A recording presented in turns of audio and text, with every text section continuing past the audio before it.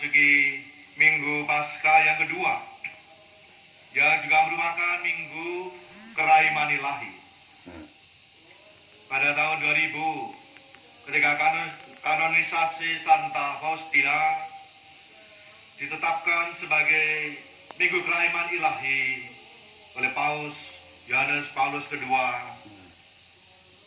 Minggu Paskah kedua sebagai Minggu Keraiman Ilahi.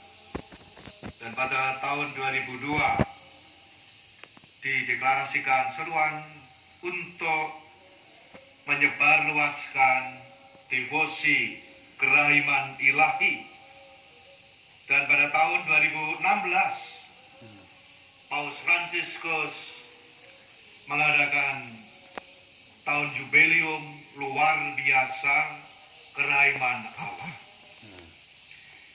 Kita bersama-sama diajak untuk menimba dari pengalaman Paskah rahmat kerahiman ilahi Allah sendiri. Minggu Keraiman Ilahi, MKI. Maka yang boleh kita buat pertama-tama M, yaitu mohon belas kasih Tuhan. Mohon belas kasih. Karena Keraiman Ilahi adalah rahmat yang kita mohon. Sebagaimana dikatakan banyak kesempatan oleh Paus Fransiskus, Tuhan tidak lelah mengampuni dan berbelas kasih pada kita. Kita saja yang lelah, mungkin takut, mungkin malas, mungkin juga malu, atau kita merasa sok tidak butuh belas kasih Allah. Memohon, dan nanti akan kita lihat bagaimana itu sebuah proses, tidak bisa serta-merta. K, kita diajak untuk mengenakan belas kasih, sehingga kita menjadi komunitas yang berbelas kasih. Berbelas kasihlah seperti Bapa di surga, yang juga menjadi tema besar dalam tahun jubileum luar biasa Keraiman Ilahi. Kita digambarkan dalam bacaan pertama cara hidup jemaat perdana, komunitas yang ditandai dengan belas kasih, bela rasa satu sama lain. Yang ketiga I, iman. Itulah digambarkan di dalam moto yang juga ada di dalam lukisan Keraiman Ilahi yang diwajukan kepada Santa Faustina. Yesus, Engkaulah andalanku. Itu juga digambarkan di dalam Mazmur tanggapan, di dalam masa Paskah. Batu yang dibuang oleh tukang bangunan telah menjadi batu penjuru. MKI. Pertama kita mohon belas kasih. Dalam pengalaman para rasul, saksi-saksi awal, sebagaimana dikisahkan di dalam Injil, tampaknya memang tidak mudah para rasul itu dan saksi-saksi mengalami dan menangkap dengan jelas ketika Yesus menampakkan diri sesudah kebangkitannya. Paus Fransiskus di dalam Evangelii Gaudium, Sukacita Injil, menegaskan sukacita Injil memenuhi hati dan hidup semua orang yang telah mengalami perjumpaan pribadi dengan Yesus. Yesus yang bangkit. Itu adalah sumber sukacita. Maka memang kita perlu mohon. Karena itu butuh upaya, usaha, sekaligus rahmat Allah sendiri. Kita melihat bagaimana pengalaman-pengalaman saksi-saksi awal. Entah karena ketakutan, entah karena duka cita, entah karena pengalaman kegagalan, frustasi, amarah,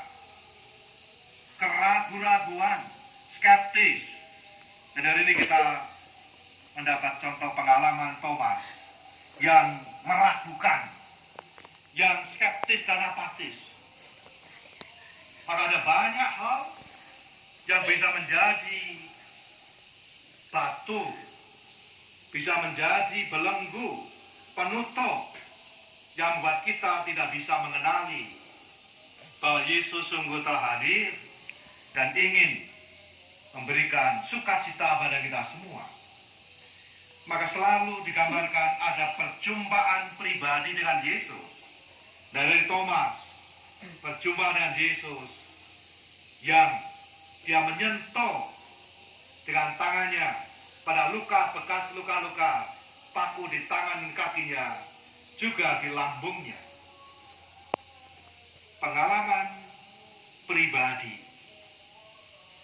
dan itu rupanya butuh proses, tidak serta-merta. Maka membutuhkan rahmat untuk sampai pada pengalaman akan belas kasih Allah supaya dialami hari ini oleh Thomas. Dan akhirnya ketika itu terjadi, timbullah sebuah pengakuan iman pribadi. Ya Tuhanku dan Allahku. Yang kedua, kita diajak untuk membangun komunitas belas kasih, mengenakan belas kasih, dan itulah dihayati oleh jemaat perdana. Mereka bertekun dalam ajaran para rasul, mereka berkumpul, mereka memecahkan roti dan berdoa, dan mereka saling berbagi sehingga tidak ada yang berkekurangan, dan juga kemurahan hati untuk memberikan harta miliknya dan masing-masing sesuai dengan kebutuhannya. Itulah gambaran seorang yang telah mengalami belas kasih dan membangun komunitas yang berbelas kasih, komunitas yang ditandai dengan bela rasa. Dan digambarkan pula dalam melakukan itu semua, mereka dengan gembira, mereka mengalami sukacita. Dan yang ketiga, iman. Iman yang boleh digambarkan di dalam Mazmur sebagai batu penjuru. Batu yang dibuang oleh tukang-tukang bangunan telah jadi batu penjuru.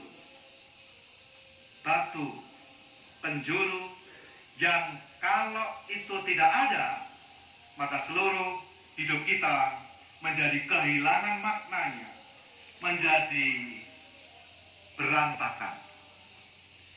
Maka apakah aku sungguh mengalami seperti dialami oleh Santa Faustina yang memberikan kepada kita semua sebuah lukisan keraiman ilahi dengan tulisan di bawahnya, Yesus, Engkaulah andalanku.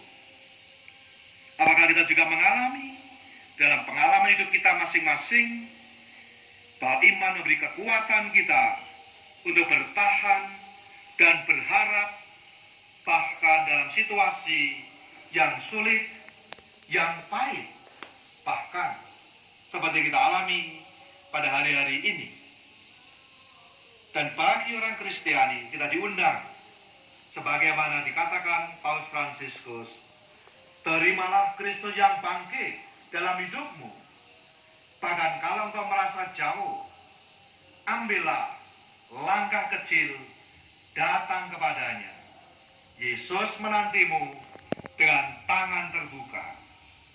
Dan bagi orang Kristiani, tidak ada jalan buntu. Selalu ada pengharapan. Orang bijak mengatakan, sorrow looks back, worry looks around, faith look up. Kepahitan, penderitaan, kepahitan seringkali membuat kita lalu hanya melihat masa lalu. Kecemasan membuat kita hanya berputar-putar. Tetapi iman membuat kita bisa menatap ke depan, kendati tidak mudah. Maka mari pada minggu kerahiman ilahi ini kita mohon belas kasih Tuhan. Kita menghidupi kerahiman itu menjadi komunitas belas kasih, dan kita semakin teguh beriman. Yesus, Engkaulah andalanku. Yesus, kami Dan berharap dalam kepada keyakinan ini, mari kita teguhkan iman kepercayaan kita. Kita doakan syahadat iman kita.